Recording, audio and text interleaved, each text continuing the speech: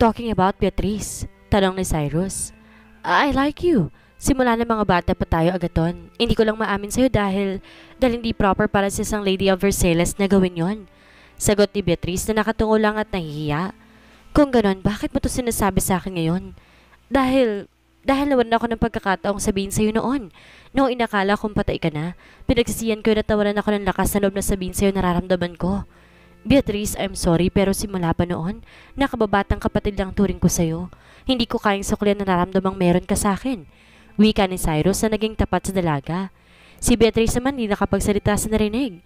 Buong akala niya may katugon ang nararamdaman niya kahit papaano. Pwede ka nang pumasok, Beatrice. Nasa loob si Dad. Alam mo naman ang pagpunta doon. May kailangan lang akong asikasuhin. Ani Cyrus at iniwasan ng babae. Manila, Philippines. Pagdating ni Lorena sa bahay ng araw na iyon, galing opisina at tahimik ang buong kabahayan, kinakabahang pumasok si Lorena na abot-abot ang kaba na baka may mangyaring masama sa ina. Nakarating si Lorena sa may garden pero laking gulat niya na makitang kausap na si Gerald Anderson. Hindi mo na nagpakita si Lorena sa mga ito at nagkubli sa dingding. I'm sorry, Pasita.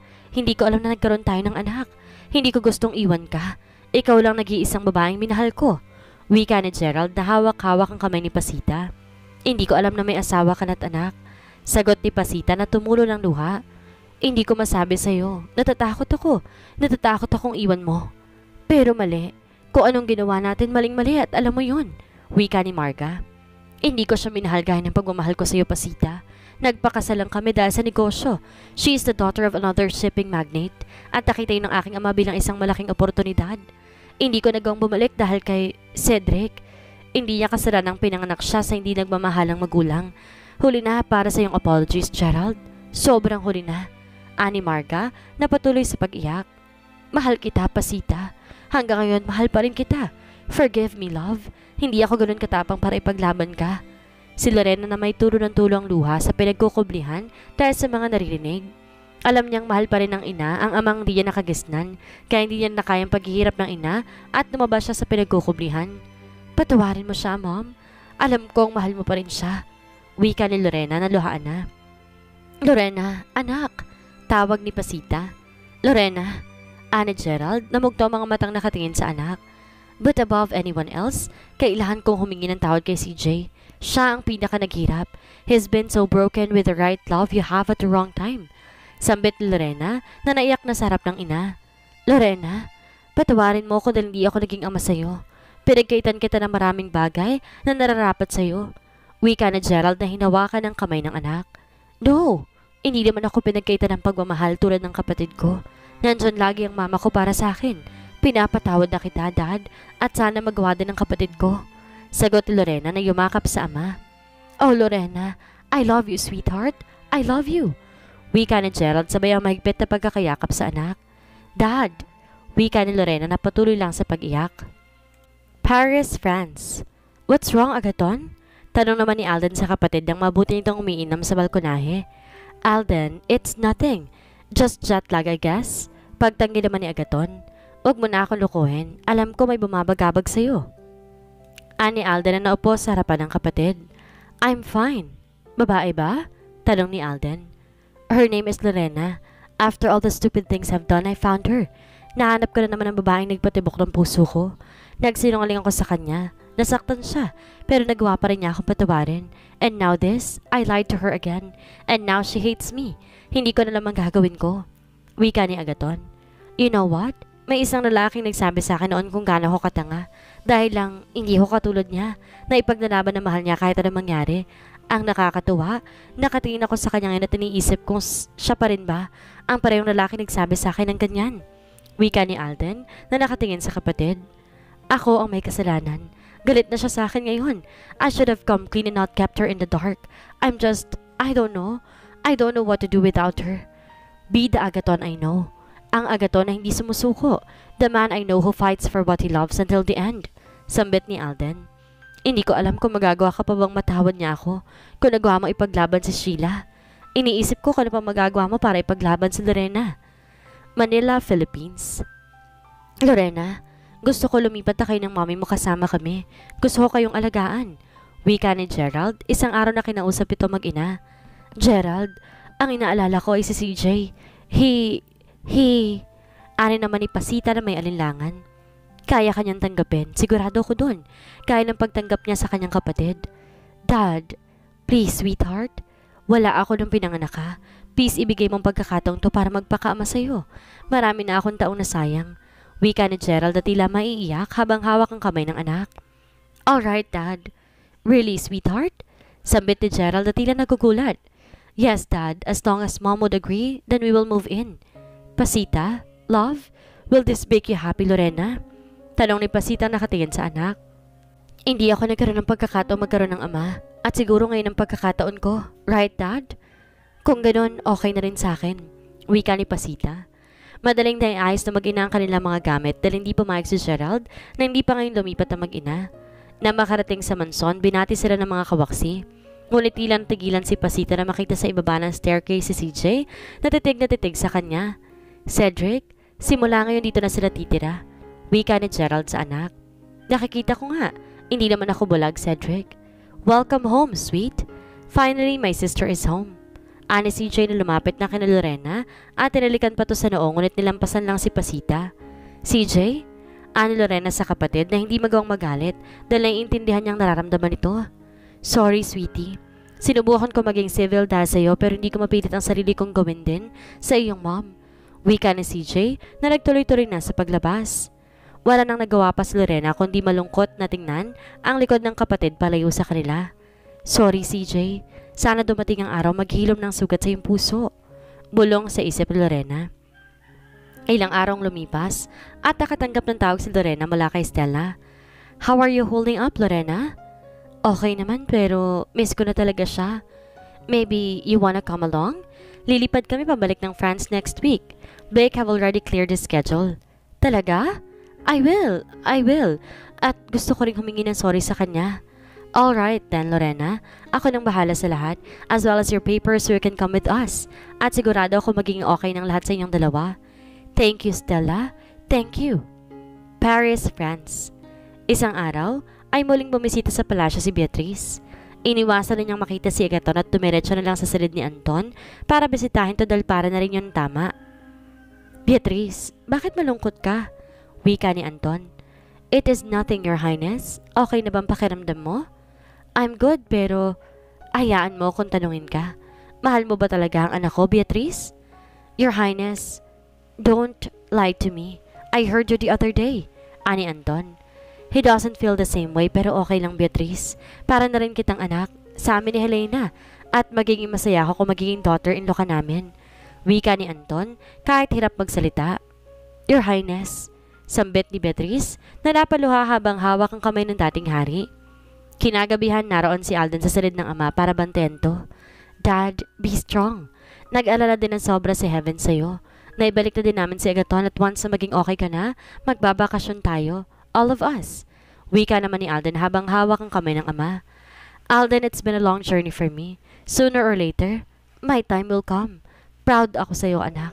You are one fine king. Matatahimik ng isip ko knowing that Sheila is there beside you. I just wanna see your brother settle down before I leave. Dad, wag mong sabihin yan. Matagal ka pa namin makakasama. I'm sure Heaven would love to dance with you once she turns 18. Sky, he would like to see you beside him when he is crowned as the next king. Of course. Gusto kong nandun ako sa mahalagang araw ng buhay nila. Wika ni Anton na naluluha na. So be strong, Dad, unless you wanna hear Heaven yelling at you. I will. I am trying to be strong and I'm still fighting. Pero Alden, anong tingin mo kay Beatrice? She is a fine woman, Dad. Isang babaeng may katangi-tanging pagpapalaki at galing din sa isang marangal na pamilya. Bakit mo natanong? Sa tingin ko, bagay siya kay Agaton. A woman with a heart that loves him. Alam ko, aalagaan niyang kapatid mo, gaya ng pag-aalaga ni Sheila sa'yo. But Dad, Agaton, ani Alden na gustong pigilan ng ama. Call him out for me, Alden. Gusto ko makausap ang kapatid mo. Alright, Dad, I'll call him. Sagot ni Alden na walang nagawa sa ama. Dad, sabi ni Alden, gusto mo raw ako makausap. Is there something wrong? Are you feeling alright? Tanong ni Agaton na bakas ang pag-aalala. Okay lang ako, anak. May gusto lang akong itanong. What is it, Dad? Agaton, What do you think about Beatrice? Dad, son, gusto kong malaman kung anong tingin mo kay Beatrice.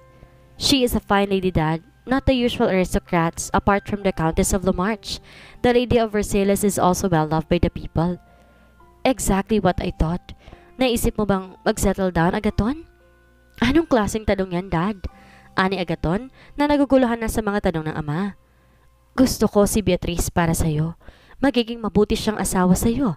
Marry the Lady of Versailles, Agaton. Alam ko, mahal ka niya.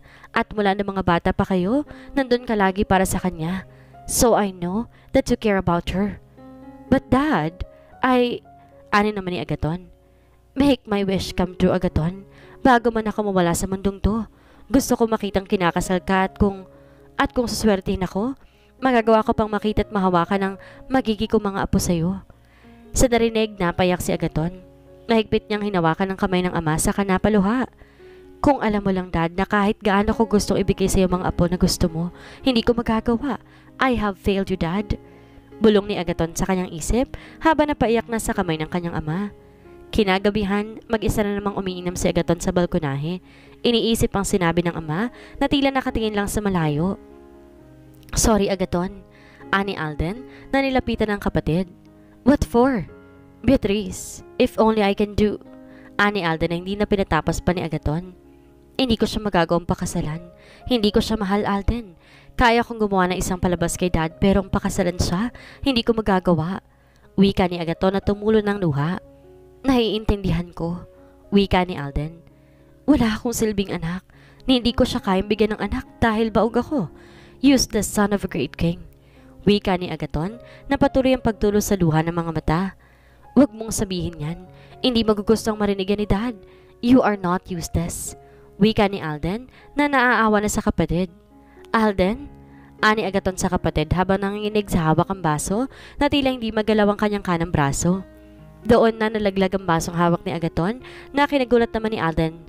Agaton, what's wrong? Kaagad itong tanong at tinaluhan ng kapatid na hindi pa rin naibaba ang kanyang braso. I'm fine. Wika ni Agaton na unti-unti nang naigalaw ang braso. I'll just have the maids clean that up. Sa tingin ko kailangan mo na magpahinga. Pagod ka na siguro. I guess so. Tila bumalik na sa normal mula sa pagka-cramps ng muscles niya. I'll see you tomorrow. Good night, Agaton. Manila, Philippines. Maghahaponan sila na makitang bumaba na hagdanan si CJ. CJ? Tawag ni Pasita ngunit isang malamig na hangin lang ang nakuha niya mula rito. Dinner is ready. Ngunit hindi man lang siya sinagot nito, bagkos ay nilampasan lamang siya.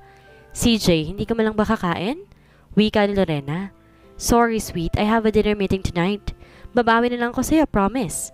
Wika ni CJ sa kapatid, saka ito hinalikan sa noo. Cedric, sit down and have dinner with us. Makapangyarihang sabi ni Gerald. Hindi na ako dahil bata para sabihan. Ani CJ at tumalikod na. Cedric! Muli pang tawag ng ama pero tila baliwala lang yun kay CJ. Sa pagsigaw na yun ni Gerald, bigla niyang nasapo ang puso dahil sa kakaibang kirot na dulot nito.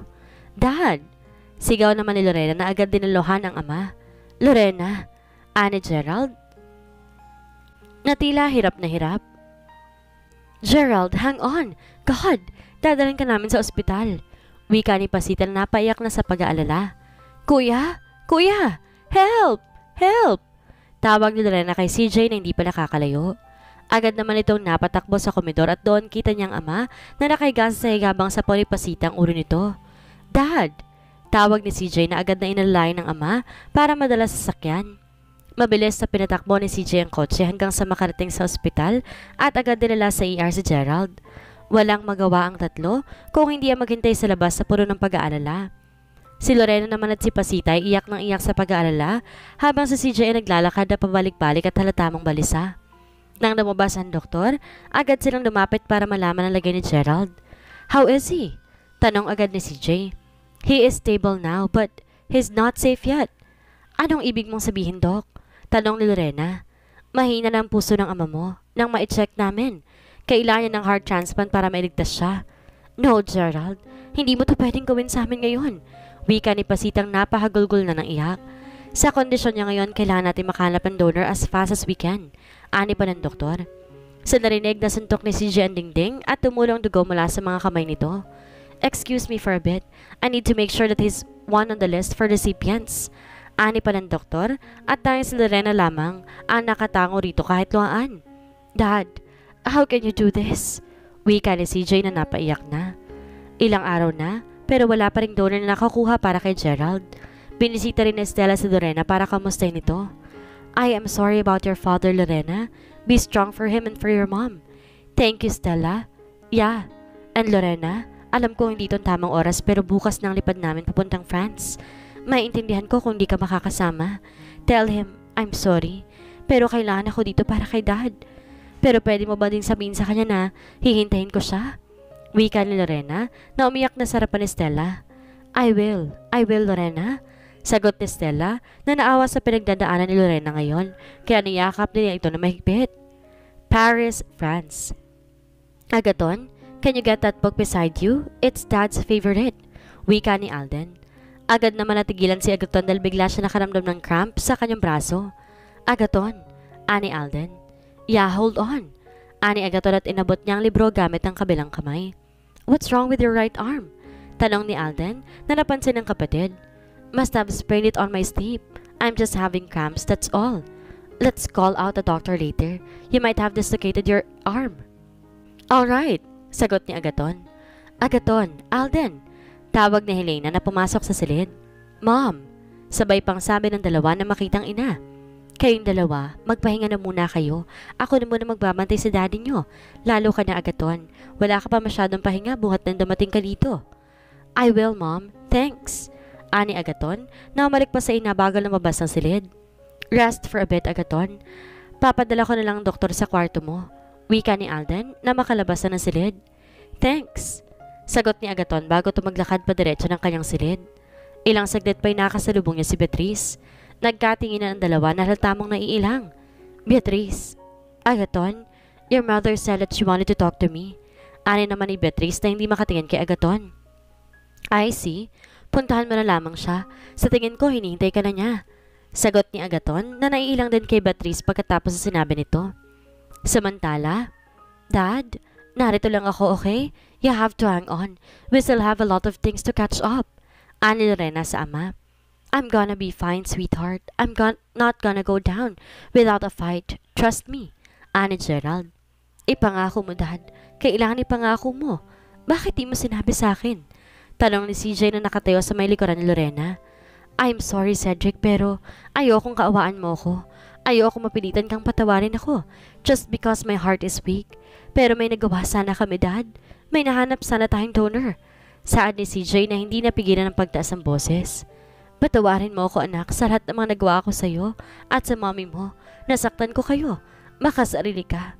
Makasarili ka, alam mo ba yun? Ang iniisip mo lang ay ang iyong sarili. Nahanap na natin si Lorena, Dad. Kakahanap lang natin sa kanya. Paano ka makakabawi sa kanya kung ganyan ka? Paano? Paano ko pa ipaparamdam sa iyong kailangan din kita? Na kailangan ko ng ama. Ako, nawalan na ako ng ina. Please, Dad, ayokong pati ikaw mawala sa akin. Wika ni CJ na hindi napigilan ang paglabas ng sama ng loob sabay ang pagturo ng luha sa kanyang mga mata. Isang mahigpit na yakap ang nagpatigil sa binata. Isang yakap mula sa kaisa-isang kapatid na si Lorena. Kuya, hindi mawawala sa atin si Dad. Matapang siya at nangako siya. Ani Lorena, naluhaan na rin. Si Pasita pinanonood ang mag-aama, natutop ang bibig at walang tigil ang pagtali na masaganang luha sa kanyang mga mata. Hindi din niya matiis kaya nagpaalam siya sandali. Bibili lang ako ng maiinom natin.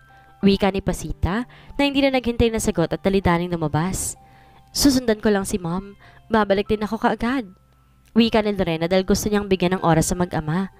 Na makalabas si Lorena, tinawag ni Gerald ang anak. Come over here, Cedric.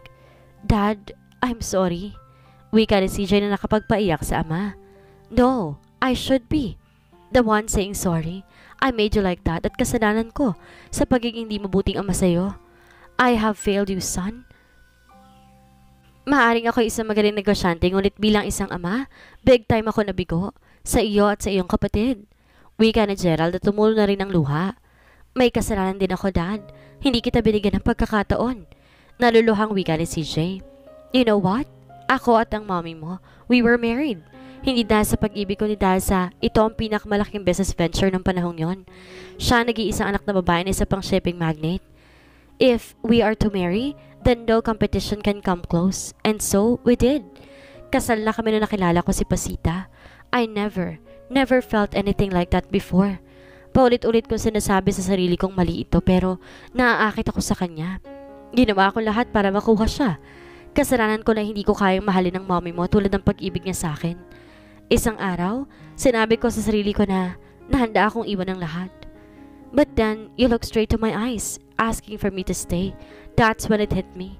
Na anak kita at gagawin ko ang kahit ano para sa iyo. Kahit pa ang kapalit na ang sarili kong kaligayahan. Patawarin mo ako, Cedric. Naging makasarili akong ama sa iyo. Wika ni Gerald na lumuluha na habang mahigpit ang hawak sa kamay ng anak. No, Dad. You are not selfish at all. Pinili mo ako over your happiness at tingnan mo ako ngayon. Being so selfish, keeping your happiness away. Ani naman ni CJ. Cedric, can you promise me one thing? Ano yun, Dad? If I won't be able to make it. Please, alagaan mong kapatid mo at si Pasita. You may hate her but... Ani Gerald na pinutol na CJ. I will, Dad, pero alam ko malalagpasan natin to. You are a fighter. You never back down. Malalagpasan natin to, Dad. Thank you, Cedric. Thank you. Sa labas naman, inabutan ni Lorena ang inang umiiyak. Ma, Lorena, mahal na mahal ko pa rin ang daddy mo. Ayoko mawala siya. Ani Pasitang patuloy lang sa pagluha. Hindi siya mawawala, Ma. Makakaya niya to. Malalampasan natin to. Ani Lorena at niyakap ang ina. Bakit kailangan mangyari sa atin to? Tanong ni Pasita na lalong nagpaiyak sa bisig ng anak.